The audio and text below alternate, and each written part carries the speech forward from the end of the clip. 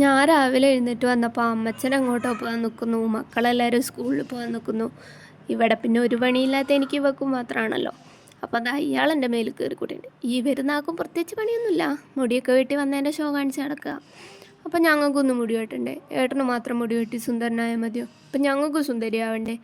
അങ്ങനെ ഞാനും ഏട്ടത്തമ്മയും മോളും കൂടി ഇതാ മുടി വെട്ടാൻ വേണ്ടി പോവാണേ. ഇവിടെ എത്തിയപ്പോൾ അതാ ഇയാൾ ഭയങ്കര ഗാഢമായ എന്തോ ചിന്തയില്ല, ഏത് സ്റ്റൈലിൽ മുടി വെട്ടും. മുടി വെട്ടാൻ ഞങ്ങൾക്ക് പിന്നെ അങ്ങനെ അലമ്പും കാര്യമൊന്നുമില്ല, ഞങ്ങളങ്ങ് അഡ്ജസ്റ്റ് ചെയ്ത് അങ്ങ് നിന്ന് കൊടുക്കും. ഈശ്വരാ, എന്റെ തലയിൽ എന്തോരം മുടി ഉണ്ടായിരുന്നു. ഈ മുടിയെല്ലാം ഈ ബംഗാളി വെട്ടിക്കളഞ്ഞല്ലോ. കുറച്ച് മുടി പോയാലെന്താ, ഞാൻ സുന്ദരിയല്ലേ, എനിക്കത് മതി. അപ്പൊ എല്ലാരും ഒന്ന് എന്നെ നോക്കിയിട്ട് ഞാൻ മുടിക്കായെന്നൊന്ന് പറഞ്ഞായിരുന്നു കേട്ടോ. അത് കഴിഞ്ഞ് കുറച്ച് കഴിഞ്ഞപ്പോഴേക്ക് ഏടത്തിയമ്മയും മോളും ഏടത്തിയമ്മേൻ്റെ വീട്ടിലേക്ക് പോവാണ്. അത് കണ്ടപ്പോൾ എനിക്ക് ഭയങ്കര സങ്കടമായി. ആ സങ്കടം മാറ്റാൻ വേണ്ടി വൈകുന്നേരമായപ്പോൾ ഞാനൊരു പഴംപൊരി ഉണ്ടാക്കി.